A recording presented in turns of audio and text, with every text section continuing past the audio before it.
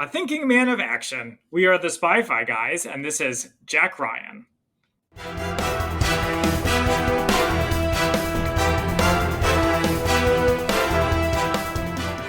Hello and welcome back to the Spy-Fi guys, where we cover spy fact, spy fiction, and everything in between. I'm Zach. And I'm Christian. And today we are returning to the rerun summer, covering pilots and sometimes other episodes of various TV shows from our past, in this case, the more recent past. And this week we are doing the Amazon original series, Jack Ryan, starring John Krasinski. And since we're covering another part of the Clancyverse, we brought back our Tom Clancy fanboy, Lance. Hi, everybody. Welcome back, Lance. Thanks for having me. Well, Lance, I assume you've watched the show. Zach, did you ever watch the show? Nope, I had never seen it before. Ah, okay. So I watched it first run. I watched it actually while I was assembling gifts that I received from our from the bridal shower and from like the wedding. So I was assembling a bunch of furniture from that.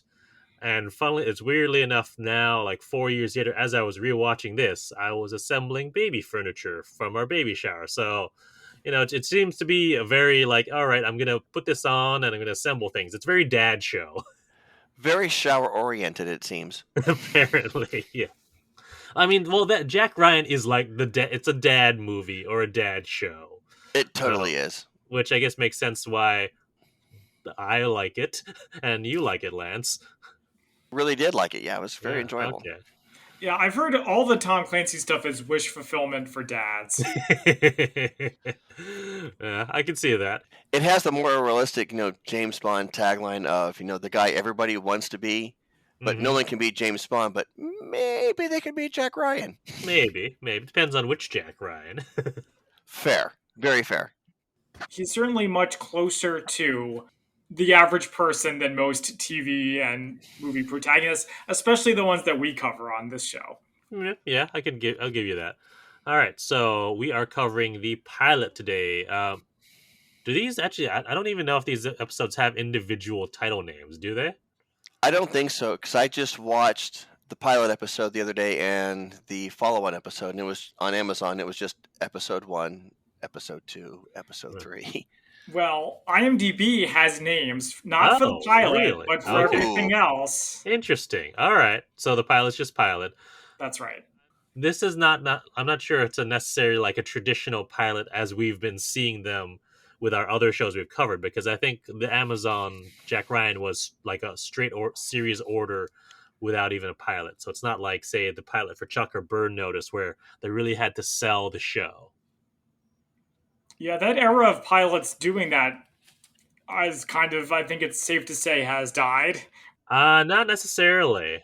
No, I mean, there was a Game of Thrones spin-off pilot that was canceled because they didn't like the pilot. So it's still out there. There are certain things that will go straight to series order, but I think pilots are still out there. All right. Why don't we get into it? Zach, can you give us the plot synopsis from IMDb? Yes. In the series premiere, CIA analyst Jack Ryan uncovers a series of suspicious transactions that take him and his boss, James Greer, out from behind their desks into the field to hunt down a powerful new threat to the world. Haneen begins to question her husband's affairs after he brings a mysterious outsider into their home. All right, yeah. So we start off with credits, very plain credits. I remember them having good credits, but I think that was the second season where they really upped the budget a little bit. Like a psychedelic graphics for their credits? I mean, it's more like, and this is more for the second season, like, I forget I think like the bullet of a gun, which transforms into a yacht, or not a yacht, what kind of boat does he, a pet, or whatever kind of boat he's rowing, a rowboat, I guess, the one that he does. And then it's like all sorts of imagery that sort of fades into each other, which is kind of cool. Anyways, that was the second season. First season, it's just credits. Which is kind of hard to compare to like back in the movies, because I think the best intro was, I think, Patriot Games, when they had the all digital ones and zeros for different things. Mm-hmm. That was pretty cool. Yeah. Yeah, I did like that. So we start off in 1983 with the boombox, and the boombox is playing on cassette Safety Dance. Yeah, the most 80s song. No, stop, we're going to get demonetized. I think the only thing more 80s than that would be Huey Lewis and the News. Yeah, that's good. That's good too. These two kids dancing. They're in the Bekaa Valley in Lebanon, 1983. And immediately, I'm like, uh-oh, 1983, Lebanon. You know what that means. Yeah, this is not going to go well for somebody. So I did not, because I forgot about that. Well, I just knew that in the 80s they had their Civil War and then the war with Israel. Mm-hmm. Yes. I didn't even know when the Marine Corps barracks bombing was. Like, I knew it was in the 80s. 1980, 81-ish. We'll get more into it on Spy Fact versus Fiction. All right. So, anyways, they're feeding the chickens, and as they're feeding the chickens, the younger brother hears planes, and we see the jets coming in and doing a bombing run. And so we see explosions, and then it transitions. So, like, this is actually, this is one of those transitions, kind of like what happens in the credits for season 2. We get the bombs exploding, and it transitions to the water of the Potomac, where Jack Ryan is rowing, and he's looking very intense as he's doing his rowing. And he's wearing a Boston College t-shirt. Yeah, no comment about that. You don't like Boston College? It's not my favorite. Okay. Do they even have a football team? Maybe. I don't know. I'm sure they do. I was thinking, didn't Jack Ryan go to the University of Michigan? But then I was like, oh, no, wait, that was Harrison Ford and Air Force One. Right. I mean, being from Ohio and an Ohio State fan, I would have recognized right away if Jack Ryan was from Michigan, and I probably would have stopped reading from there. That's exactly what I would expect from an Ohio State fan. Ooh, all right, let's not alienate anyone. Fight. I can say none of this because even though I went to Michigan for a while, my wife's whole family is from Ohio. So yeah, we're not having this discussion here. Fair enough. I went to Ohio recently. It was nice. I don't know why people make fun of it so much. I enjoy it every time I'm in Ohio, but we're not talking about Ohio on this podcast. Although maybe that would get us more listeners. Who knows? He finishes his rowing. He rides his bike through Georgetown, goes past the Jefferson Monument. Okay, so this is a very famous mistake. We will talk about this in Spy Fact versus Spy Fiction. Okay, but also he wears headphones while he bikes. What an asshole. I'm sorry? Yeah, but that's typical for DC bike riders. Let's be realistic here. Okay, listen, I've traveled around DC in every form of transportation except for those scooters. Oh, I've taken scooters. Because I don't want to die. I have biked in DC. I would never do it while wearing headphones. That is ridiculously dangerous. Very. It's a good way to get hit by a car, and he almost does. And oddly enough, him getting hit by the car was not entirely his fault. So there was another car whose door was wide open, so he had to go around it, and that caused him to get almost hit by a car. The driver shouts at him, "Watch it, shithead!" And he says, "Asshole." I was like, isn't that guy from The Wire? I just assumed he had Maryland plates. They're both in the wrong. Yep. So Jack bikes up to the CIA. Here we see the SEAL, which we haven't seen in a while, although we just did see it in Alias. We did. It's always nice to see it again, though. Yeah. Like in other CIA movies, as soon as they walk across the SEAL, the camera instantly pans over to the wall with the star. Yeah, I was looking for that. They had it kind of in the background off to the left, but they didn't focus on it. And I was like, oh, well, that's different. Yeah, right? It's usually the SEAL and then the stars, but no, this one just strolled right past. So we see him get into an elevator going up to the 4th floor. We find out that he's an Orioles fan. Apparently not a Nats fan. Yeah, he's a transplant. Yeah. Well, I think he is from Maryland. Yes. Yeah. Yes. Or he lives in Maryland at least. Yeah. So he gets to his office, bunch of cubicles. He's late for a meeting, and his supervisor seems to be giving out a bunch of different assignments. Okay, a couple things here. He works for the Terror Finance and Arms Division, which I like that. It's so specific. And very nerdy. And I also have a note that the ladies love him. I guess some lady was checking him out. Just one of his. Just the one? Okay. Yeah. Yeah, the girl that was, I think, working from the Treasury Department. She was all like, "Oh, hi, Jack. I brought you coffee and donuts today."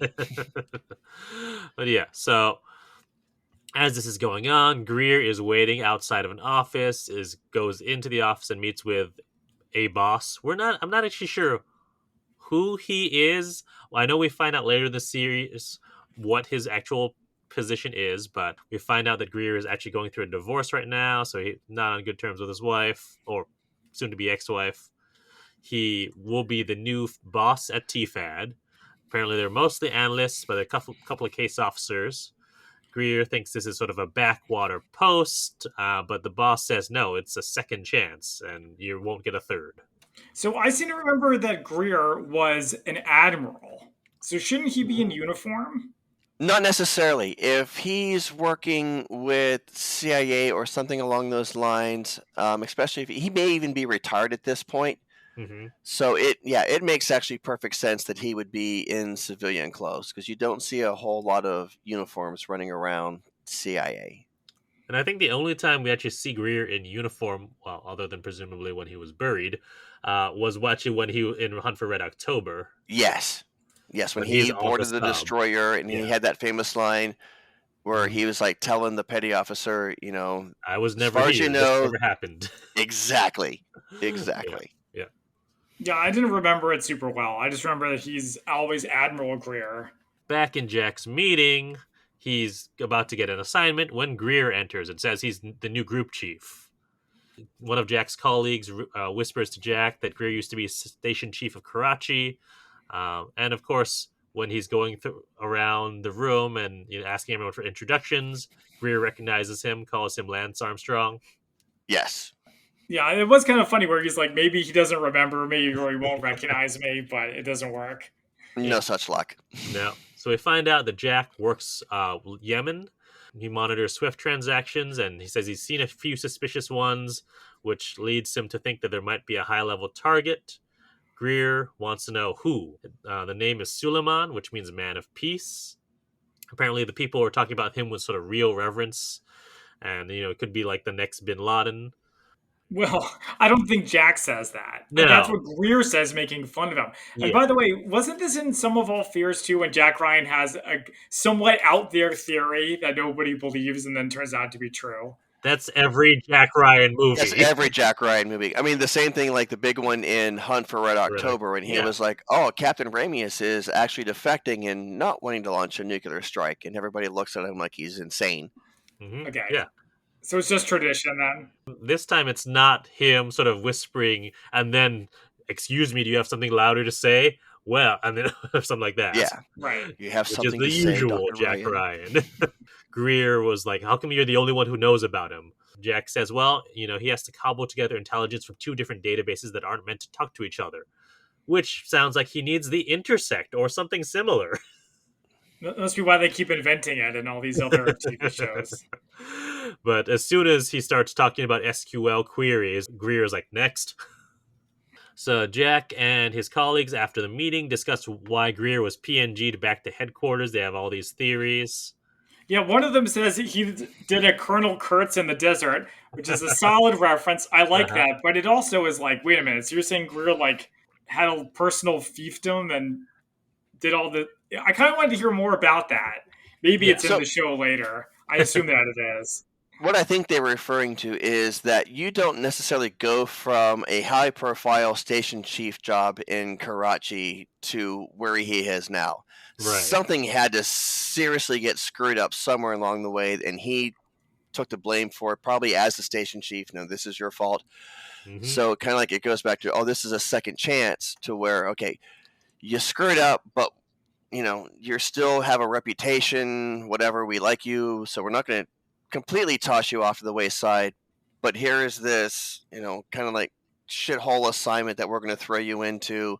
Good luck, go forth and screw up no more. Yeah, just like that dude in Charlie Wilson's War. Exactly. Yeah, actually, that's a pretty good analogy. Gus. Thanks. Gus, what's his last name? Philip Seymour Hoffman. Yeah, but yes, that guy. Yeah. Anyways, so next we go to a woman who's in a hijab, who's running. The way it's framed, it looks like she's fleeing, but actually she's running towards a soccer ball to kick it, to play with her kids. And we are in Syria. There's a bunch of armed men watching them. Yeah, Syria is the foreign country du jour right now. So a convoy with a bunch of men with guns approaches. I was like, okay, here we go. I'm making a prediction right now. She's Suleiman. Interesting. She's the power behind the throne. Like, she's the real mastermind. That's my prediction. It didn't turn out to be true, at least not in this episode. Yeah. So they ask if Sheikh Suleiman is home. She says that he's away. Or no, one of the other guards says that he's away. And then Haneen, which is her, the woman in the hijab's name, speaks up and says that his business is his own. And apparently her husband requested that a man stay with them in the compound. And we meet him, and he's white. Yes, I guess that's why they decided to share that with us. Yeah. We go back to Jack Ryan, who's returning home. He's watching Jeopardy, knows all the answers to the questions. Something I want to jump in here. I'm officially smarter than Jack Ryan, guys. Oh? Yeah, because he answers the question Narragansett. It's supposed to be, what is Narragansett? Jack Ryan, you idiot. Yeah.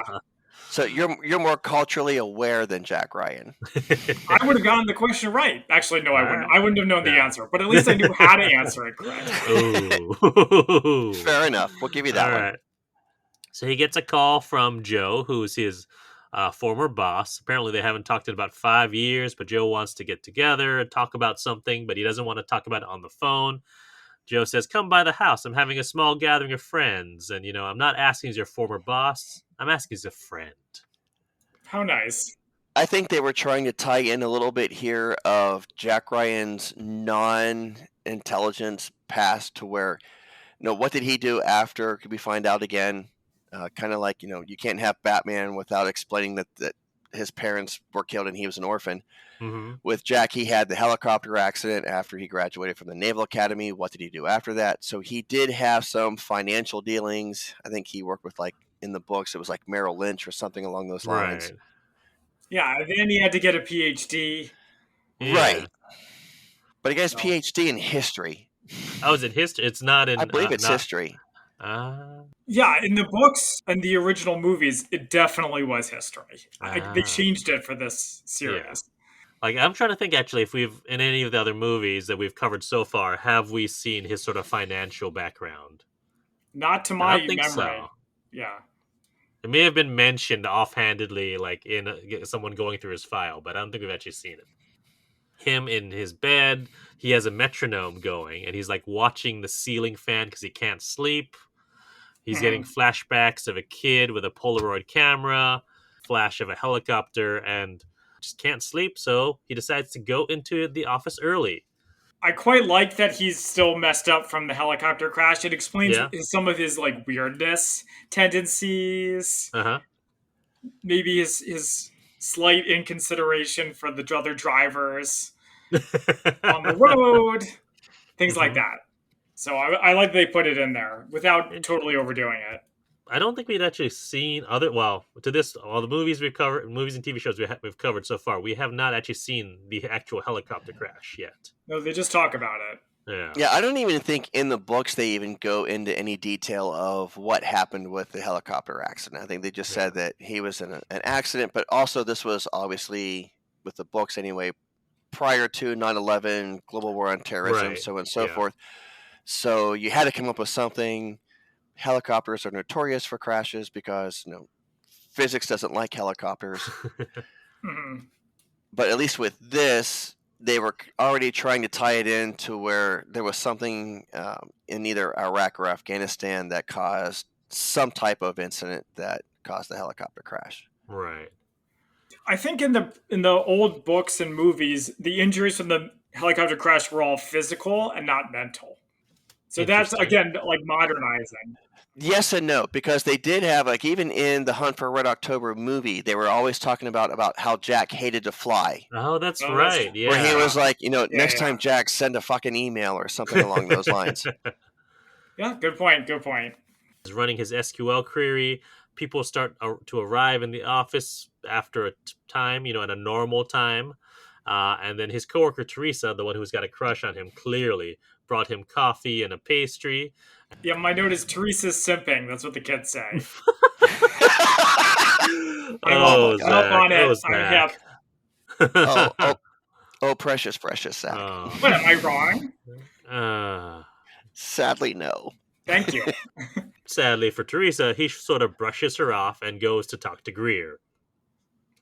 Yeah, my note is he's planning something. Yeah, well, so he tells Greer that he's been monitoring financial transactions through Track Euro, which is a mobile app that people use to transfer money. When did Venmo start? Late Recently. 2000s? Early like 2010s? Before or after this movie came, or the show came out? Because I feel like during. It existed before. Probably was during, so they got the inspiration, but by the time that this came out, maybe a lot of people didn't necessarily know about it.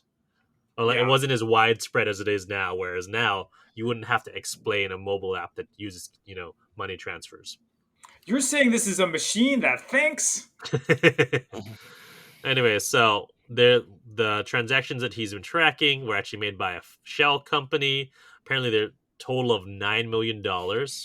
He wants a démarche, which will freeze the account. And Greer says, "You're not there yet." Ryan is like, 9/11 only cost $500,000. Think what they could do with 20 times that. But Greer dismisses him.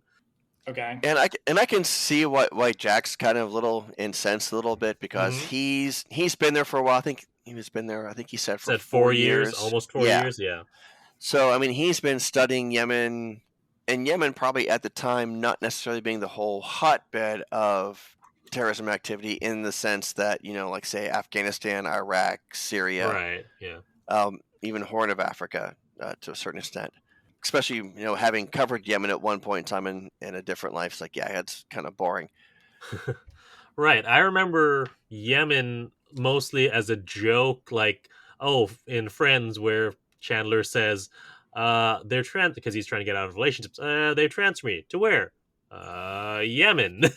And he goes to Yemen for a little bit. It also reminds me of Garfield sending Nirmal to Abu Dhabi. If he's seeing something that's definitely out of the ordinary, that piques his interest, especially with, a financial interest, which, I mean, good, bad, or indifferent, that's what he knows in particular. Mm-hmm. And so, I mean, he's excited. He's got this. He thinks in his mind, because he's single-minded focused, that, I've got all this evidence, which Greer looks at and is like, okay, that's one tiny piece of the puzzle.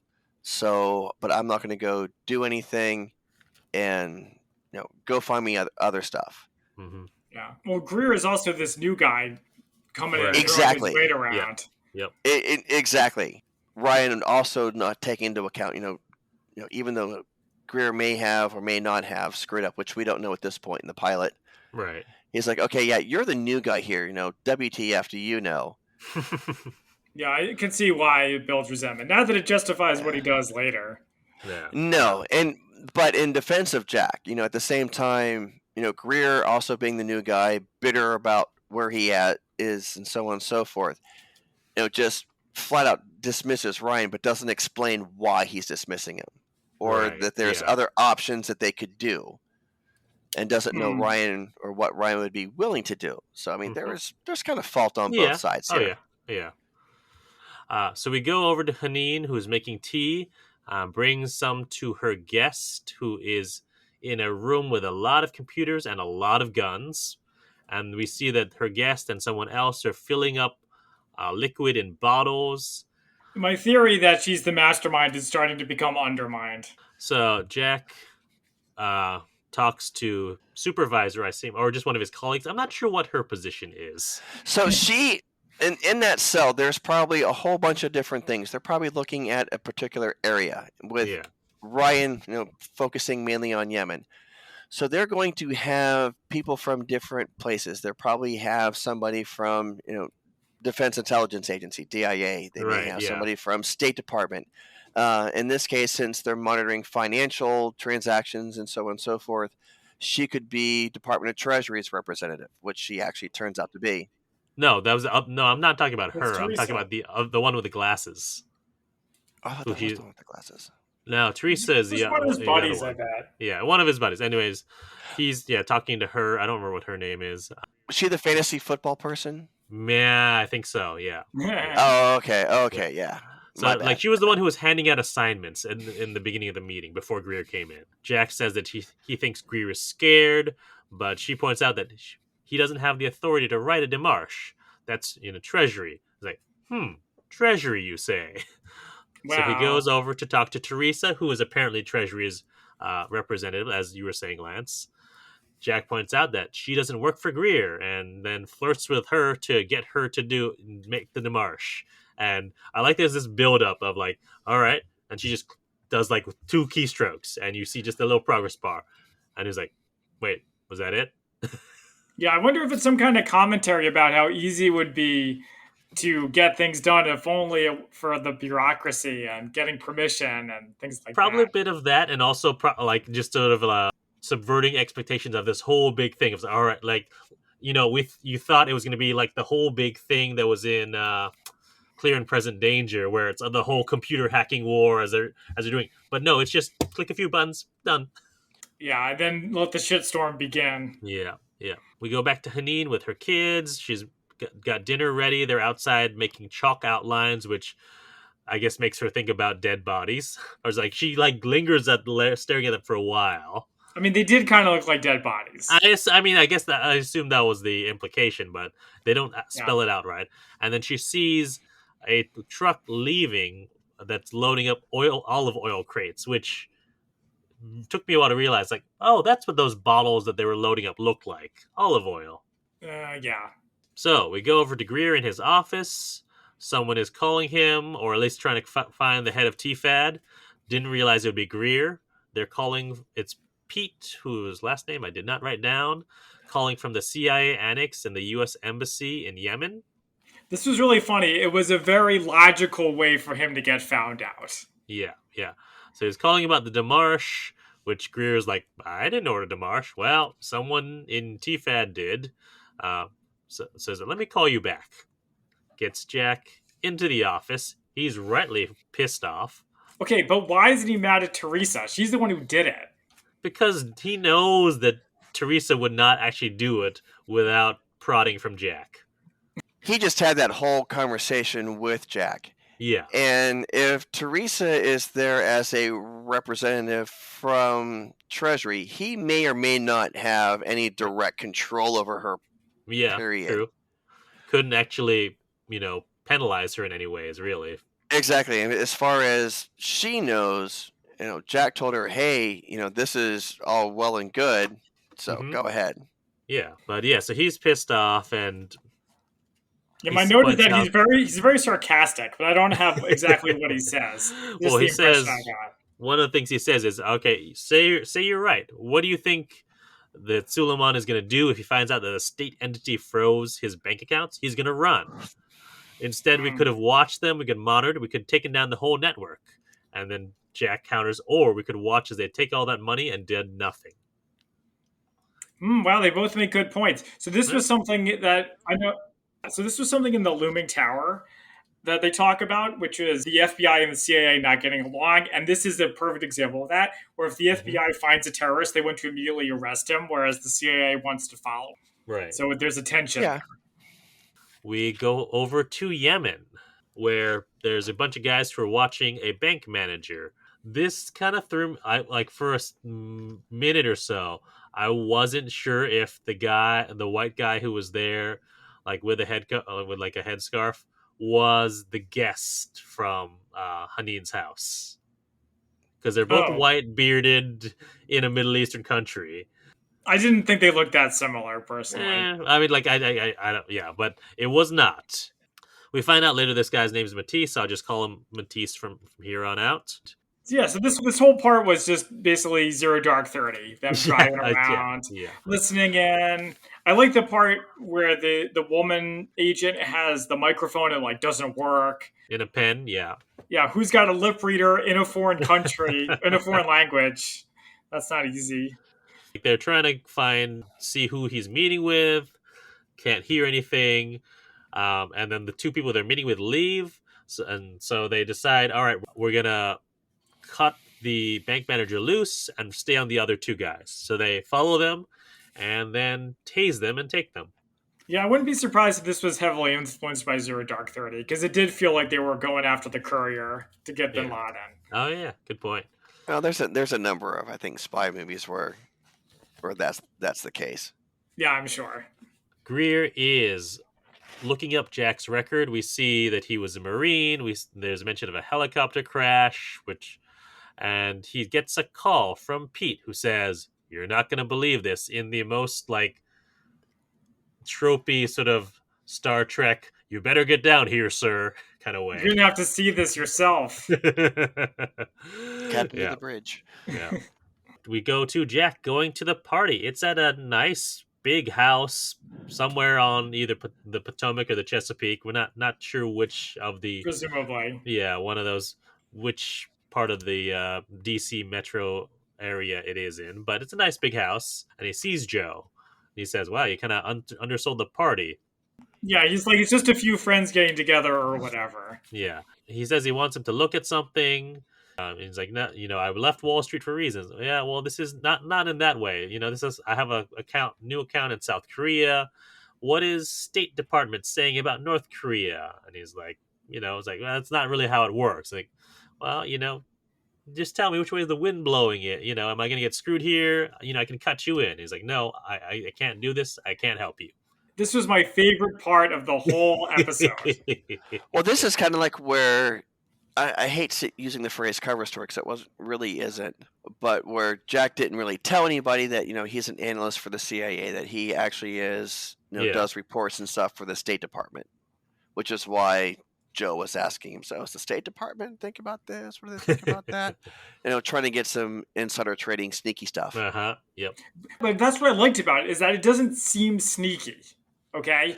It seems like such a little thing to ask. Basically, he's just like, up or down, like a thumbs up or thumbs down on North Korea. That's not a big deal, right? You can tell me that. Totally sneaky. Yeah. It felt very real, and it seemed like the kind of thing Jack Ryan would have to deal with a lot. Oh, very, very, very real. And in the books, there was at some point in time, one of the reasons why Jack got out of financial trading and so on and so forth was because there was some allegations of insider trading and so on and so forth, which is prominent in the later books. So with this guy asking Jack about, well, what does the State Department think about this? Trying to get ahead of the game. Should he sell? Should he buy? So on and so forth. Very sneaky. Yeah, and then when Jack doesn't help him, it turns ugly. Yeah, he pretty says much this whole self-righteous Boy Scout, act. Sometimes it's going to fail you, and you're going to realize you actually do want all this, but by then it'll be too late. Wow, it escalated quickly. Which kind of goes back to what I thought of in, I think it's Patriot Games, when the manga guys, when they try to figure out, oh my God, that the CIA actually was sponsoring the special forces dudes running around in Venezuela or whatever. Oh, that's Clear and Present Danger. Or Clear and Present Danger, you're right. Yeah. And the guy's like, Jack, you are such a Boy Scout. Yep. Every time, such a Boy Scout. Oh yeah, that was not Kittredge. I don't remember what he's Kittredge in Mission Impossible. Yeah. Yeah, the guy from Mission Impossible. Yeah. Anyway, yeah. And so he goes over to the bar and sees a girl there, and she like comments, "Wow, way to piss off the host." And we find out this is actually Kathy, who is Joe's daughter. What a cliche. But she is not bothered. Yeah. But yeah, very true to the Jack Ryan story in the books. Really? That it was yes. Joe's... Oh, I didn't know that. Okay, interesting. Well, apparently she is a doctor at Washington Memorial. Is that a real hospital here? I don't think so. I don't think so. But yes, she's studies infectious diseases, so not an ophthalmologist or ophthalmological surgeon or whatever she usually is. Eye doctor. Some sort of eye doctor, yeah. I wonder why they changed it. Is an eye doctor not exciting enough? Well, you'll see why if you watch the rest of the series, but let's just say that the infectious diseases is quite topical. Yeah, there you go. So, yeah, he says his cover is well, he doesn't say his cover, but what he says is he works at the State Department, supply chain logistics, and he's like, wow, that's he's like, boring?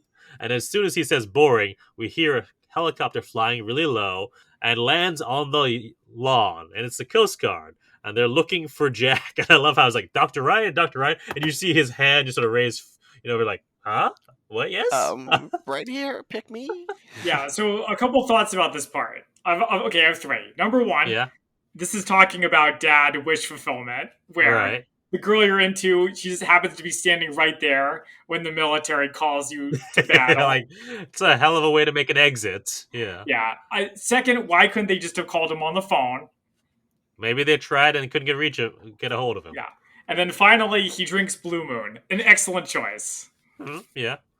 He does.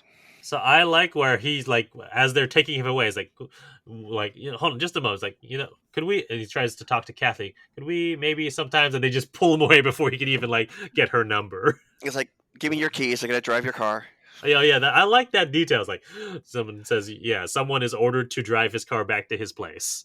Yeah, that was a good detail too. Very realistic and just so cute that he's like, "Give me your number." Wait, I just want to point out something that Zach has officially blessed off and liked the fact that there was a very specific detail from a Tom Clancy novel book. Right, because you've harped on how there's too many details. Very much so. Wait, which detail? All of them. Anyway, so he's gets into the helicopter. They land at an airfield where Greer is there. And he says that the account you froze, well, we picked up someone related to it, or at least SAD did. Which I will say that for a division that does a lot of scary things, it's just so funny to me that their acronym is SAD. Nah, that's probably why they say SAD and not SAD. So exactly. So this part, is there an aircraft carrier here, or is it just a lot of planes? Just they're like an airstrip or something. They're supposed to be, I'm guessing, because of the area. Like they're like, they went up to Andrews Air Force Base, which is not very far. But if you look in the background, there's a bunch of B-52s there with the tail designation of LA. Oof, I did not see that. Which is the National Guard designation for Louisiana. So, they probably filmed it there. Yeah, they filmed it at Barksdale Air Force Base. Oh, cool. Well, I have a note. Now it's Tom Clancy. Yeah, I spent 3 years of my life at Barksdale, so I'm very familiar with that tail designation. Yeah. Jack is told that SAD and the Yemenis will run the interrogation. This is where we get the classic Jack Ryan. I can't go to Yemen. I'm just an analyst. And Greer says, get on the plane. Yeah, refusing the call to adventure is mandatory, of course. Yes, every Jack Ryan movie. but it was the way Greer said it that was like, dude, just get on the goddamn plane. Just go. We and Jack are brought to a black site called Cobalt, which is in the Sarawat Mountains in Yemen. Jack meets Matisse, who was the guy from before, and when he finds out that Jack does financial stuff, he says, you got any tips? I'm trying to expand my portfolio, diversify. So they go into the black site in the particular cell where the two men are being held. There's loud country music being played. It's music torture. Yeah. Yes. But particularly it's country music, which I was like, that's it. Because something like other times when I've seen it portrayed, it's like rap or other things. That is, I guess it's just the loudness is. Well, back when we were in Panama trying to get Noriega, they were actually blasting heavy metal. Oh yeah. Constantly in his palace. I did bar trivia for a music round, and the theme, which you could not have guessed, you had to know it, and the theme was songs that they had used to torture detainees in Guantanamo Bay. Wow. And the only songs I remember from that was I Love You, You Love Me from Barney the Dinosaur. Wow. Which is very ironic, and Born in the USA by Bruce Springsteen. Wow. I'm not going to lie. If someone made me sit there and listen to I Love You, You Love Me from Barney, I'm telling them whatever they want to know. I'll even make stuff up just to make it stop. I mean, I assume you can Google that and find it, but that was my source. They turn on a bunch of bright lights, take the hoods off the prisoners. They tell Jack, where they found them, and Jack wants to see the phone that they had on them. He calls it. Apparently it's the same, or uses his cell phone to call it, or I don't know which way it went, but he forgets the number. Apparently it's the same phone number as all the transfers they were tracking. Yes, that's a little convenient, but okay. Yeah. So they take one of the guy who seemed to be in charge. There was one guy who was in charge, and there was a bodyguard. Outside at the main entry point, that we see a bunch of trucks pull up. The watch guard says that he knows them. Immediately suspicious. Yeah. Oh, he knows them. Okay. So the people in the trucks say that they have 4 more bodies that were killed in a drone strike for you to identify and, cross off your list. Yeah, there's so many problems with that whole scene versus reality. Yeah. I mean, the bodies didn't look like they had gotten blown up by a drone, in my uninformed opinion. Well, there's that, but also the way they were coming up to the gate, there would have been a series of turns they would have had to do, which plays an important role in about 10 minutes and later into the scene. Oh, right, like in Zero Dark 30. Zero Dark 30, yeah.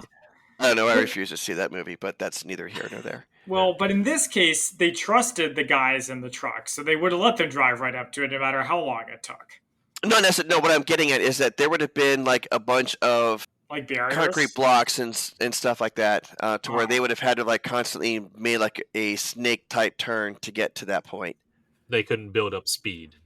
So they couldn't build up speed, so they could get trapped if they were a suicide bomber or so on and so forth. Yeah, I guess that comes into play later. Yep. It totally does. And plus, they would have actually done a better inspection of the bodies to make sure they were dead before actually bringing them into the facility. Yeah, I mean, they had to carry the idiot ball a little bit for this plot to work. And they did. And I wasn't too upset about it because it was a plot point, but in reality, that never, ever, ever would have happened. Right. Anyways, so we go back to Jack, who is in the room with the bodyguard, and Jack gives him some food and, tells him, it's not poisoned. He even trades plates with him to show that it's not, there's nothing in it. Jack says that he knows that he can understand English because his head popped up when they mentioned the money transfers. The bodyguard asks Jack if he kidnaps people often. No, this is actually my first time. Says he's just an analyst, works behind a desk. So sharing so much stuff about him. Yeah. Jack asks about the scars on his hand. He says they're an old wound from when he was a boy. In Lebanon in 1983. Oh my gosh, it's all coming together. Soldiers bring the bodies into a cooler. Turns out one of those bodies is still alive. And so here's where I wasn't sure. Was this a mask or was this someone's face that they had cut off and he put on that? I think it was someone's face. I'm willing to bet it was someone's face that they actually cut off a dead body.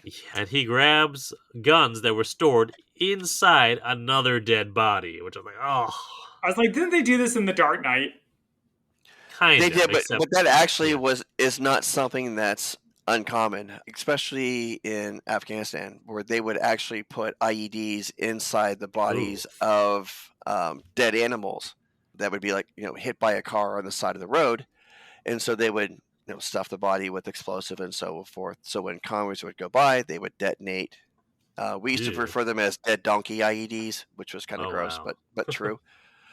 So, I mean, that actually is a real thing that they would do. Somehow, I don't think it would actually have worked if they had tried this in real life. Well, we see that they actually had, they weren't just in the bodies. They were in, plastic bags to keep it from, get all the fluids getting into the guns. Which actually I thought was pretty smart. Yeah. I mean, if you take away the other stuff, the fact that they were, wrapping stuff to where, okay, yeah, we're going to use this so it can't afford to get icky. I imagine intestines do not work well with moving parts of a rifle. No, not quite. We go back to Jack, who is still talking with the bodyguard. He asks how he knows the other man. The bodyguard says that he doesn't really talk much to his clients. And then Jack says, "All right, have you ever heard the name Suleiman?" And the bodyguard's like, "Yeah, that's a pretty common name. You're gonna have to be more specific." He knows what he's talking about. Yeah. Guard is back in his watchtower, sees the car approaching, thinks it's the same guy, says, "How much you want to bet?" He's going to ask for more money. But then he notices the guy starts driving towards the gate. Before it gets to the gate, they shoot up the car and it stops, but then it explodes and causes a giant hole in the compound. Oh my goodness, it's so scary. I did not find this battle exciting. I just found it scary. Yeah.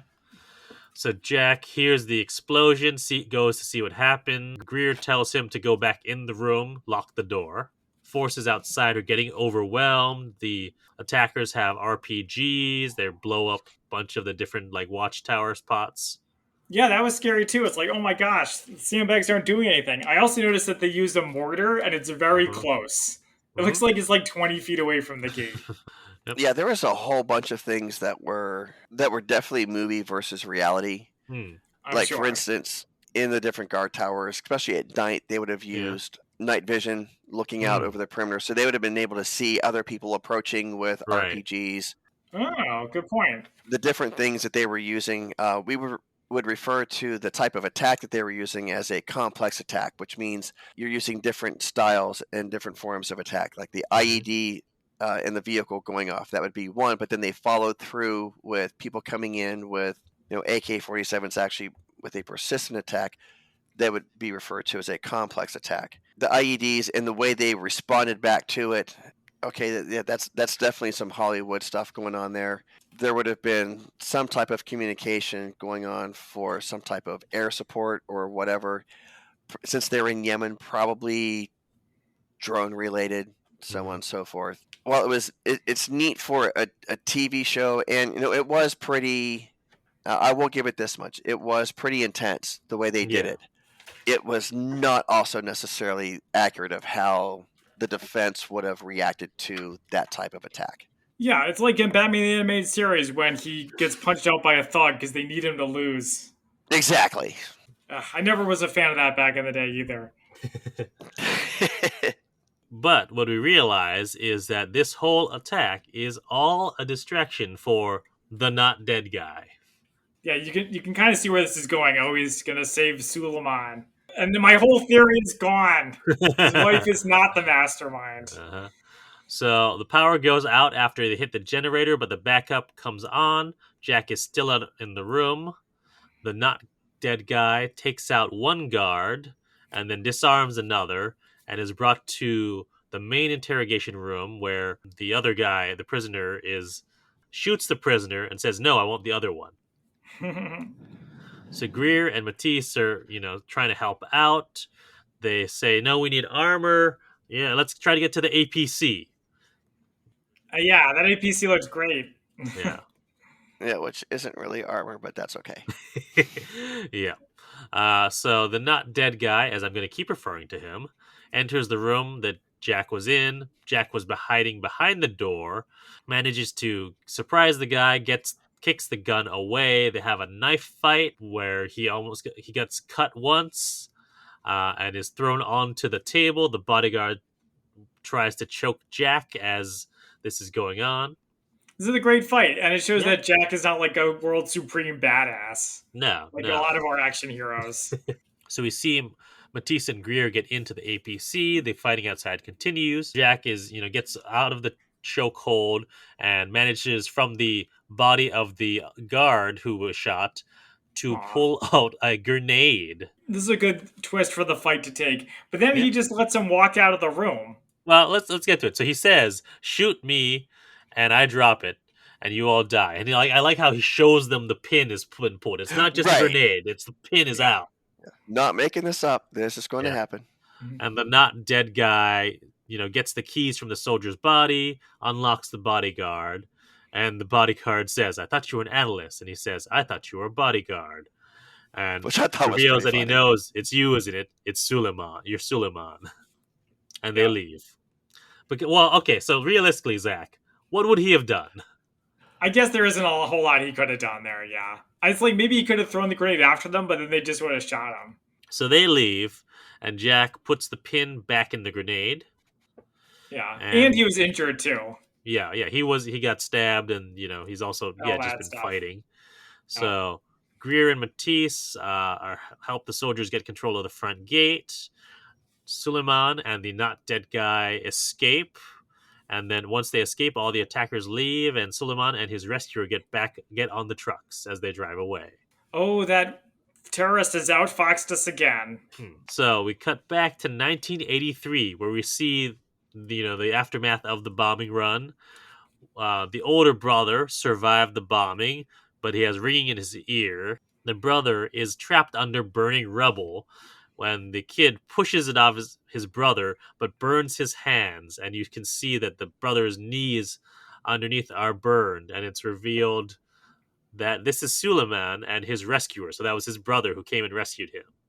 Wait, I thought his brother who was the one who got rescued, and that's why his hands are all messed up. Yes, that's what I'm saying. Suleiman and the guy who rescued Suleiman is the brother. And then we have very sad music. That's the last note I have.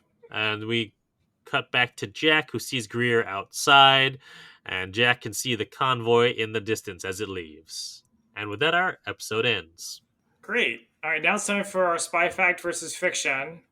I have some. I also have some, so why don't you go ahead, Zach? Okay, so you talking about SWIFT transfers? Okay, you got that. Well, I looked up at moneytransfers.com, and they were basically, it's a lot of like jargon. It says SWIFT transfers are a safe and widely accepted money transfer method that you use to send money internationally. It's like, okay, yeah, I got that. All right, well, can I cut in here? Yes, please do. From Investopedia.com, there's an article about SWIFT transactions, which says SWIFT is a messaging network that financial institutions use to securely transmit information and instructions through a standardized system of codes. Yeah, like I said, jargony. Yeah. Although SWIFT has become a crucial part of global financial infrastructure, it is not a financial institution itself. SWIFT does not hold or transfer assets. Rather, its utility lies in its power to facilitate secure, efficient communication between member institutions. So it's a way to transfer money. Oh, it's like Western Union? Seemingly. Well, okay, actually, let me go on in this. SWIFT assigns each financial organization a unique code that either has 8 or 11 characters, known as bank identifier codes or BICs. So that's it. So they're a secure way of transferring money using these codes and the way to communicate between banks. Yeah, which is like, I guess we kind of picked it up from context, but I was still curious. Like, why do they keep saying SWIFT over and over again? I was curious too, because clearly I looked it up. All right, what else you got? Yeah. And then next I have CIA.gov one-time pads. Oh, wait, when did they use a one-time pad? Yeah, they kept talking about that too. Did they? Yeah. I do not remember that. I don't remember that either. You guys don't remember that? Well, they mentioned it at least once in this episode. So okay. Anyway, so there are a cryptographic algorithm, according to CIA.gov, where text is combined with a random key. The key is truly random, one-time use, remains unshared. It's like a set of like one pattern sheets with encoder, matching pattern for the decoder, 5-digit groups. I don't know, Christian, you're the one who's really into codes. Yeah, that's pretty much like, I remember they used these a lot in World War II. Yeah. Yes. It says they can be made of paper, silk, or highly flammable cellulose nitrate film, and can be as small as a postage stamp. I don't remember them mentioning one-time pads at all in this episode. I don't either. Yeah, and then finally, I have the Aviation Geek Club and WeAreTheMighty.com talking about the ill-fated 1983 U.S. strike on Lebanon. So I don't know about you guys, but when I saw those planes, I assumed they were Israeli planes because Israel famously fought a war with Lebanon in the 1980s, but that is not correct, or at least I don't think that's what they were going for. So planes were launched from the USS Turtle. It's supposed to be revenge for the Marine Corps barracks bombing that took place in 1983, but it was delayed. I'm not going to go through all the details. Basically, they were targeting Syrian tanks and anti-aircraft sites in the Bekaa Valley, close to the Syrian border, but they totally screwed it up. They did it too quickly, yada, yada, yada. Basically, 2 planes were shot down when they really shouldn't have been. One of them, who's the guy who sits in the back? The RIA, radio intercept, or radio something officer. Radio intercept officer, yeah. Yes. A radar or radio? Not sure. One of the two. Okay, so whoever he was killed, and then the pilot spent some time in a Syrian prison. But I couldn't find any info about, like, how in the show they just went flying over a town just bombing everything. That doesn't seem to have actually taken place, according to those sources. And then finally, this is my recollection from the Looming Tower. All right. So in the Looming Tower book, they talk about how bin Laden was this wealthy Saudi guy who was motivated to terrorism because he didn't like how the Saudi government was like buddies up with the West. And then also Saeed Qutb, who is considered the founder of radical Islam, he became a radical Muslim guy because he went to the US and saw how decadent everything was. So the reason why I bring it up is I feel like this narrative that the show is pushing, where terrorists become terrorists because someone they love gets killed by the U.S., at least in those examples, bin Laden and Qutb, that just straight up didn't happen. Well, if you finish the series, if I recall, that's not his main motivation. It is a thing that happened in his past, but I think he has more motivations for why. All right. So that is all I have for Spy Factors. All right, I've got a few things. So you cover the Swift transaction, so we're good with that. He mentions SQL queries. So what is an SQL query? So SQL stands for Structured Query Language, and it's used when companies have a lot of data they want to manipulate. The beauty of SQL is that anyone working at a company that stores data into a relational database can use it. For example, if you work for a software company and want to pull usage data on your company, on your customers, you can do that with SQL. I won't go into how you do it, but yeah, so that's what SQL is. Oh, and just to confirm that a RIO is a radar intercept officer. It's radar, not so okay. So it's not, yeah. All right. I was. You were correct. Yeah. You'd think after seeing Top Gun Maverick, we would all know that. Well, they don't have RIOs in Top Gun Maverick. Actually, they do. No, he's a backseater. They've got a different title now. Well, Bob is more or less acting as the same thing because what that person does is they target selectors, so on and so forth, especially on bombing missions. I feel like they do have new titles now. They're no longer RIOs, but I don't remember what they're called. We covered what TFAD stands for because that was one of my Spy Fact versus Fictions. But we did not cover what PNG stands for when they talk about how Greer got PNG'd back to headquarters. So PNG stands for Persona Non Grata. It's a status applied by a host country to foreign diplomats or spies to remove their protection of diplomatic immunity from arrest and other types of prosecution. So it seems like Greer got declared persona non grata in Karachi and was sent back to headquarters. Okay, is that from Wikipedia too? That is from Wikipedia, yes. All right. And the SQL was from a HubSpot tutorial. And lastly, we've got Jack Ryan's bike route. Yeah, I was waiting for this. There's an article in the DCist that basically says that, this makes zero sense whatsoever because you see him, First off, he's rowing under the Francis Scott Key Bridge on the Potomac River, and then he drops off his boat at the Potomac Boat Club, which is an actual rowing club that faces on the Potomac on one side and K Street Northwest on the other. Then we cut to him biking through Georgetown. So this already doesn't make sense. Apparently, it is possible to bike from the Potomac Boat Club to Langley. It's a ride that would take 37 minutes via the Capitol Crescent Trail. Instead, we see him going deeper into the city via Georgetown, and then it gets worse. You see him cycling along the tidal basin, passing the Thomas Jefferson Memorial. Yeah, which isn't really close to anything. No, it's not. And then suddenly he's back on Pennsylvania Avenue because you see a shot of the Capitol building in the background. And then finally he's going through a small neighborhood, which doesn't look like DC at all, but maybe it's supposed to be some suburbs. And apparently it may have been filmed in Easton, Maryland. It's Adams Morgan. Maybe you just took where it's supposed to be.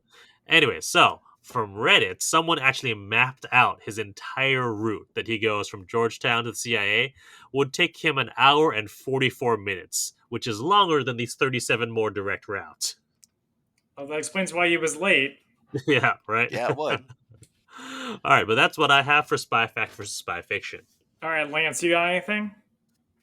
No, I think I already mentioned a couple of them, like the ones where they were supposed to be at Andrews, but they're actually it's Barksdale Air Force Base. Okay. And the defensive perimeter around the black site. Okay, cool. Now it's time for our favorite quotes. Lance is our guest. Would you like to go first? I kind of alluded to it earlier. It was the one to where Coast Guard helicopter picks Jack up from the party and he takes him to, and he's going through. And Greer is explaining to him, like, "Oh, nope, get on. We're going to Yemen. You're part of this." And Jack looks at him like, "Oh, I can't go. I'm just an analyst." And Greer kind of cocks his head and looks at him and is like, "Just get on the fucking plane." That was amazing to me. That was my favorite line of the whole series so far, actually.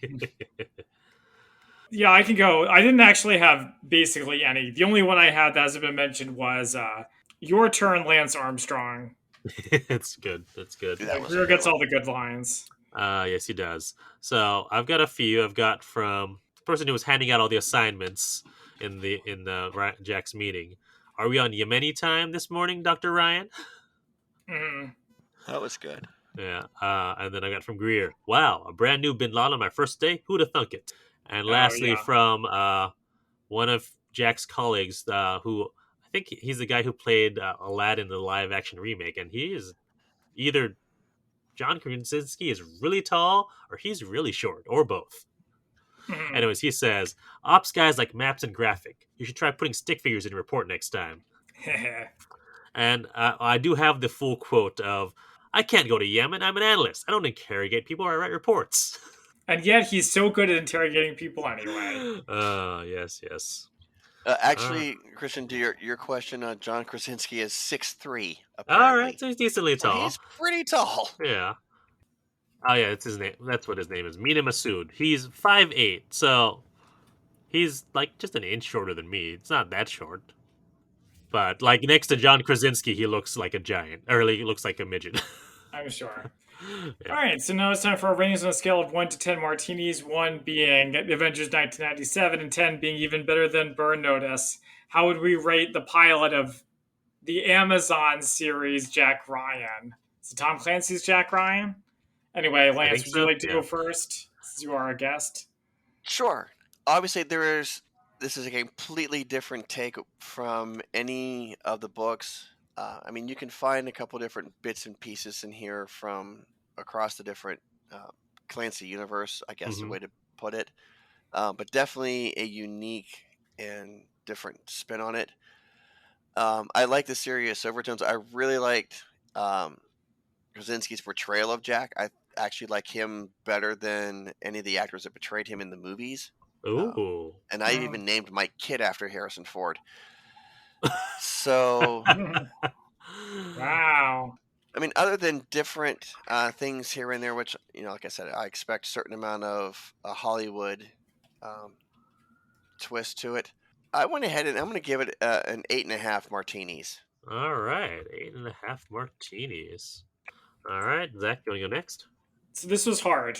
I think you may have caught me in a bad mood this time. I've been in a good mood lately, but the thing is, there's nothing here that really impresses me. There's some kind of neat stuff. Like, I like that he's younger. I like that he's not fully formed. But, like, the stupid U.S. Army who are easily defeated by the terrorists because they need to be defeated, that kind of rubbed me the wrong way. The stuff with Greer, it's just like, we've just seen it before. It's like, I don't know. It's really hard. It's not, like, bad. I will give it a 6 out of 10. It's fine. Yeah. Interesting. All right. Yeah. Up to you, Christian. All right. So I'm going to copy Lance. I had this in my head beforehand to give it an 8.5. I really like this. I think it's a good start to a show. It draws us in. It's not, a traditional pilot because it doesn't need to be, but it does set up a bunch of stuff. We're introduced to the characters. I do really like his portrayal of Jack Ryan. Not as much of a Clancy fanboy as Lance, but I have seen all of the other movies, including one that we haven't covered yet, and I really enjoyed. I don't know, maybe it's because I'm going to be a dad, but this is my jam, and I really like the first season of the show. I know we're only judging the pilot, but I really like the first season of the show. The second season, not as much. The third season is apparently done and ready. It just hasn't come out yet. And I think even the fourth season is also is either filming or completely done. Yeah, I think the last I saw, the third season was actually supposed to be released September 2022. Which is now. Right, but it keeps getting pushed back and they're not really giving any explanation as to why, at least that I've seen. Yeah, no, I've basically right when we started recording, it's like, hey, when's season 3 coming out? And haven't seen anything about it. I know they've been casting announcements and stuff like that, but yeah, I'm waiting for it to come out because I'm hoping it'll be more like season 1 and not like season 2 because I really like season 1. Well, especially because season 1 also had Kathy Mueller in it. Yeah, yes, where season 2 just drops her with like she doesn't even exist. With no reason. Yeah. But yeah, so 8.5. I really liked it. I would highly recommend watching the series, the first season of the series. Well, Lance, thanks for joining us. Anything you would like to plug before we sign off? Well, I'm going to stick with my usual cat and dog rescue, especially with senior cats. Everyone always loves the kittens, but it's the senior cats that obviously need more love and attention. So I'm going to stick with those. Yeah, Big Cat Rescue. Got it. That's right. No, that was a joke. Big Cat Rescue was from Tiger King. Oh, is that? I've never. Well, I've got Tiger a big cat King. sitting on my lap at the moment, That's so they true. kind of fit in. Yeah, that was Carol Baskin's thing, I believe.